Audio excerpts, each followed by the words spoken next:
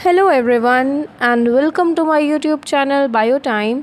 सो आज के इस पर्टिकुलर वीडियो में हम लोग कवर अप करने वाले हैं क्लास 12th का चैप्टर 11 इकोलॉजी का चैप्टर इकोलॉजी यूनिट का ये पहला चैप्टर है, organisms and populations. So without in wasting any time let's begin the video. कल के क्लास में हमने ये पढ़ा था कि पॉपुलेशन के बारे में हमने बेसिकली पढ़ा था और पॉपुलेशन के एट्रीब्यूट्स के बारे में हमने समझा। ये कैलकुलेशंस जो थे उन्हें हमने समझा। पिरामिड्स, एज पिरामिड्स के बारे में हमने समझा। एक्सपैंडिंग, स्टेबल और डिक्लाइनिंग जो है पिरामिड्स, जो येलो बॉक्सेस है वो प्री रिप्रोडक्टिव एज वाले लोगों को शो कर रहे हैं और ब्लू वाले बॉक्सेस रिप्रोडक्टिव एज ग्रुप को मेंशन कर रहे हैं और पोस्ट रिप्रोडक्टिव एज ग्रुप को ये पिंक बॉक्सेस मेंशन कर रहे हैं। पहला एक्सपैंडिंग है तो ये पिरामिड की तरह नज़र आता है। सेकंड स्टेबल है जो बेल शेप में नज़र आता है एंड थर्ड डिक्लाइनिंग है जो अर्न शेप का नज़र आ रहा है। पॉपुलेशन डेंसिटी के बारे में हमने समझा और अगर जिन पॉपुलेशन को काउंट ना किया जा सके तो उन्हें उसे एब्सोल्यूट डेंसिटी से हम लोग फाइंड कर सकते हैं, रिलेटिव डेंसिटी से हम लोग फाइंड कर सकते हैं। पॉपुलेशन ग्रोथ के बारे में हमने समझा। नेटालिटी, मोर्टालिटी, इमिग्रेशन, एमाइग्रेशन, इन सब के बारे में समझा हमने कि अगर इमिग्रेशन और नेटालिटी होगा, या नेटालिटी को बी से रिप्रेजेंट करते हैं, इमिग्रेशन को आई से, अगर ये दोनों होंगे तो पॉपुलेशन डेंसिटी इंक्रीज़ होगी। जो प्लस साइन शो हो रहा है उससे पता चल रहा है। और मोर्टालिटी और एमिग्रेशन, मोर्टालिटी जो है डेथ रेट है, अगर वो डी से रिप्रेजेंटेड है, अगर वो इंक्रीज़ होगी तो वो माइनस इसलिए शो कर रही है क्योंकि वो पॉपुलेशन डेंसिटी को डिक्रीज़ करेगी। एमिग्रेशन यानी कि नंबर ऑफ़ इंडिविजुअल्स जो पर्टिकुलर एरिया को, उस हैबिटेट को छोड़कर कहीं और जा चुके हैं एक पर्टिकुलर टाइम पीरियड में, तो उन्हें वो भी पॉपुलेशन डेंसिटी को डिक्रीज़ करेगा। सो यहाँ पर देखो, ये यहाँ पर शो हो रहा है इक्वेशन, ठीक है। n है पॉपुलेशन डेंसिटी, b है नेटालिटी, i है इमिग्रेशन, d है मोर्टालिटी और e है emigration. So nt+1 is equals to nt plus bracket में b plus I minus d plus E, यानी कि जो पॉपुलेशन डेंसिटी है वो इंक्रीज़ करेगी अगर number of births plus number of immigrants यानी कि b प्लस आई अगर इंक्रीज़ होगा तो पॉपुलेशन डेंसिटी में भी इंक्रीज़ आएगा। ये ज़्यादा होता है, b plus I is more than the number of deaths plus number of emigrants d plus E.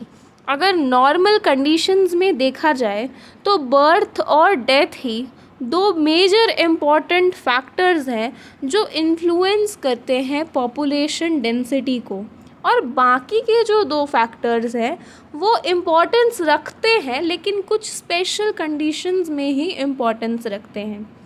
अगर एक नया हैबिटेट अभी जस्ट कॉलोनाइज्ड हुआ है तो वो इमिग्रेशन इसमें ज़्यादा कंट्रीब्यूशन देगा पॉपुलेशन ग्रोथ को बर्थ रेट के कंपैरिजन में, ठीक है। ये स्पेशल कंडीशंस में ही इम्पोर्टेंस रखते हैं, इमिग्रेशन और एमिग्रेशन। नेक्स्ट है ग्रोथ मॉडल्स। देखो, हमने कंसर्न किया है कि ह्यूमन पॉपुलेशन ग्रोथ और प्रॉब्लम्स कंट्री में ह्यूमन पर ही नहीं हो रहा। ये नेचुरल है कि जो डिफरेंट एनिमल पॉपुलेशन है वो सेम वे में बिहेव करे और रेस्ट्रेंट्स शो करे ग्रोथ की तरफ। तो जो दो टाइप की ग्रोथ हमें पढ़ना है, जिसमें से पहला है एक्सपोनेंशियल ग्रोथ। सो समझते हैं कि एक्सपोनेंशियल ग्रोथ होता क्या है। रिसोर्स, फूड एंड स्पेस, यानी कि फूड और स्पेस की अवेलेबिलिटी ये ऑब्वियसली एसेंशियल होती है अनइम्पेडेड ग्रोथ के लिए, यानी कि अगर ग्रोथ में कोई डिस्टर्बेंस ना आए किसी भी पर्टिकुलर पॉपुलेशन में। सो रिसोर्स अवेलेबल होना बहुत ज़रूरी है। रिसोर्स में क्या, फूड एंड स्पेस, या रहने के लिए जगह और खाना। आइडियली अगर देखा जाए तो जब रिसोर्सेज किसी भी पर्टिकुलर हैबिटेट के लिए अनलिमिटेड हो जाता है तो जितने भी स्पीशीज़ प्रेजेंट हैं उस पर्टिकुलर हैबिटेट में, उनके पास ये एबिलिटी है कि वो अपने पोटेंशियल को इनेट कर सके, नंबर में ग्रो हो सके, जैसा कि डार्विन ने ऑब्ज़र्व किया था अपने नेचुरल सिलेक्शन के थ्योरी में, जो इसने ऑब्ज़र्व किया था। लेकिन इसमें क्या चाहिए, अनलिमिटेड रिसोर्सेस चाहिए, तब पॉपुलेशन जो है वो ग्रो करेगा एक एक्सपोनेंशियल या ज्योमेट्रिक फैशन में। पॉपुलेशन ऑफ साइज़, देखो अगर पॉपुलेशन साइज़ को n से रिप्रेजेंट करें और बर्थ रेट को not total number per capita births और रिप्रेजेंट करें b and death rates again per capita death rates as d, यानी बर्थ रेट को b से रिप्रेजेंट किया जाए और d से डेथ रेट को रिप्रेजेंट किया जाए, तो इंक्रीज़ या डिक्रीज़ आएगा n में किसी भी यूनिट टाइम पीरियड में, जिसको t से डिनोट किया जाएगा। सो डिफरेंशिएशन होगा यहाँ पर dn/dt, और इसका इक्वेशन जो फॉर्म होगा dn/dt is equal to b minus D into N.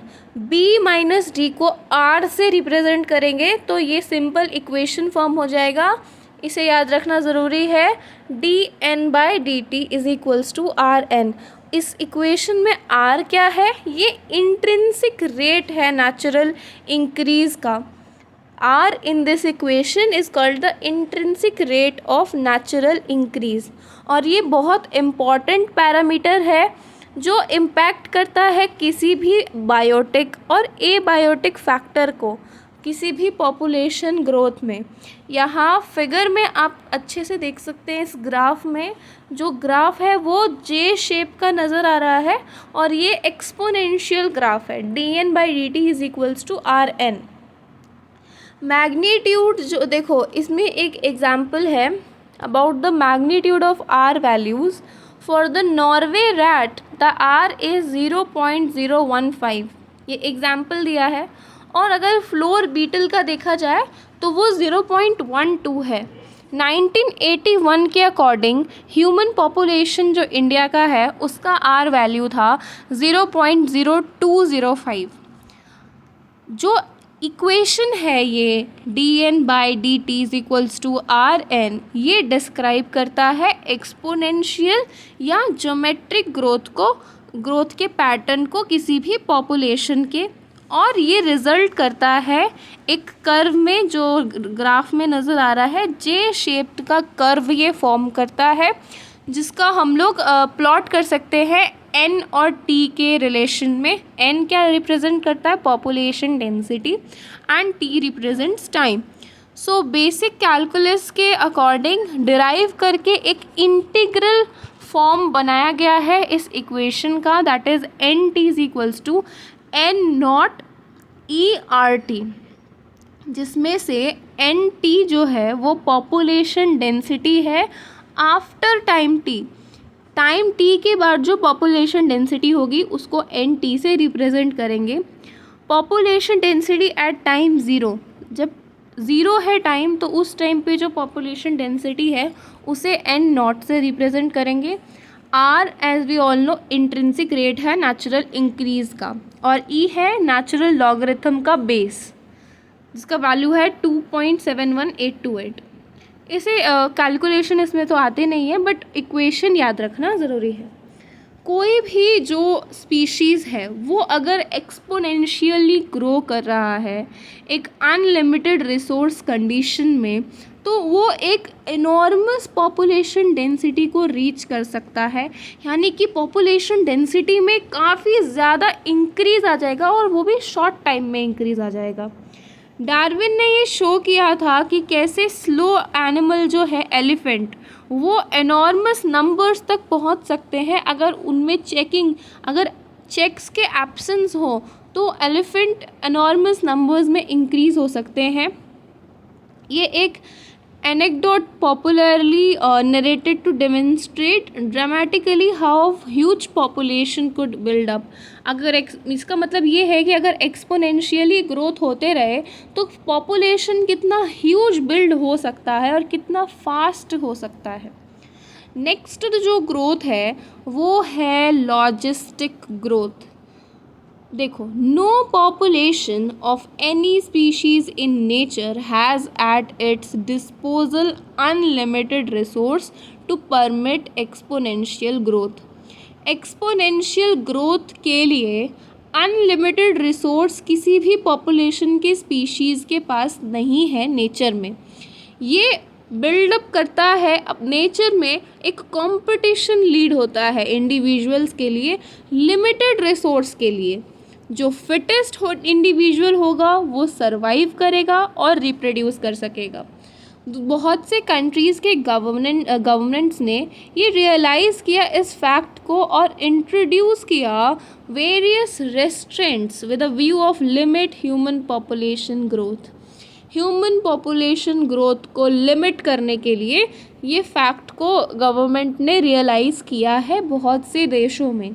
Nature में एक गिवन हैबिटेट के पास एनफ रिसोर्सेज है ताकि वो मैक्सिमम पॉसिबल नंबर तक पहुंच सके बिना further growth, beyond which no further growth is possible. ऐसे नंबर तक पहुंच सके कि उसके आगे फिर ग्रोथ पॉसिबल ना हो. सो वो लिमिट जो है ना वो नेचर का कैरिंग कैपेसिटी है उस स्पीशीज़ के लिए उस पर्टिकुलर हैबिटेट में. तो जो पॉपुलेशन ग्रो हो रहा है हैबिटेट में विथ लिमिटेड रिसोर्सेज, ये एक लैग फेज़ को इनिशिएट करता है जिसमें एसेलरेशन फेज़ भी आता है, फिर डी एसेलरेशन फेज़ भी आता है और फाइनली एसिम्प्टोट आता है. ठीक है. सो ये जो ग्राफ है उसे समझते हैं. यहाँ पर इसी ग्राफ में लॉजिस्टिक कर्व का भी बना हुआ है. ये एस शेप का नज़र आ रहा है, ये सिग्मॉइड कर्व नज़र आ रहा है और इसका इक्वेशन भी गिवन है dn/dt is equals to rn और ब्रैकेट में k minus n upon k. ये सिग्मॉइड के कर्व है, एस शेप का है. पहले लैग फेज़ है यानी कि जो पॉपुलेशन ग्रो हो रहा है वो स्लोली इनिशियली ग्रो हो रहा है. फिर लॉग फेज़ आता है यानी कि पॉपुलेशन रैपिडली ग्रो हो रहा है. फिर एसिम्प्टोट फेज़ आता है जहाँ पर पॉपुलेशन डेंसिटी कैरिंग कैपेसिटी को रीच कर लेता है. कैरिंग कैपेसिटी को के से डिनोट किया जाता है. सो ये है इसके ग्राफ का ये पार्ट्स जो एस कर्व है. तो जब देखो एक प्लॉट है एन का, हाँ एन का रिलेशन टाइम के साथ जो सिग्मॉइड कर्व फॉर्म करता है. इस टाइप की पॉपुलेशन ग्रोथ को वर्हल्स्ट-पर्ल लॉजिस्टिक ग्रोथ कहा जाता है जिसका इक्वेशन है dn/dt is equal to rn bracket में k minus n upon k. k is denoted for carrying capacity, nature's carrying capacity. और जो ये ग्राफ है इसके क्या 3 फेजेस हैं. पहला लैग फेज़ जिसमें कि स्लोली ग्रो हो रहा है पॉपुलेशन, फिर लॉग फेज़ आता है कि पॉपुलेशन रैपिडली ग्रो होने लगता है, फिर स्टेशनरी फेज़ आता है जिसको एसिम्प्टोट फेज़ भी कहा जाता है. तो उसमें पॉपुलेशन डेंसिटी अपना मैक्स कैरिंग कैपेसिटी पर पहुंच जाता है जिसमें कि population density is equal to k, n is equal to k वाला situation. n yes we all know population density at time t. r ये इंट्रिंसिक रेट है नेचुरल इंक्रीज का. k से कैरिंग कैपेसिटी है. So since resources for growth for most animal population are finite and become limiting sooner or later, the logistic growth model is considered a more realistic one. क्यों logistic growth का pattern ज़्यादा realistic है? क्योंकि जो resources हैं, जो most resources जो present है एनिमल पॉपुलेशन के लिए वो फाइनाइट है और जल्द ही लिमिटिंग भी हो जाएगा. That is why the logistic growth model is considered as a more realistic one. So हमने दोनों ग्रोथ को समझ लिया, ये ग्राफ से हमने समझ लिया जे शेप्ड और सिग्मॉइड शेप्ड का ग्रोथ मॉडल हमने समझा, और ये फिगर में हमने पॉपुलेशन डेंसिटी का और इंक्रीज़ और डिक्रीज़ भी समझा है। That is it for this video. बाकी के टॉपिक्स नेक्स्ट वीडियो में कवर अप करेंगे। अगर यहाँ तक वीडियो को देखा है so thank you very much. Don't forget to subscribe this channel. Video को लाइक करना मत भूलना। थैंक यू वेरी मच बच्चों।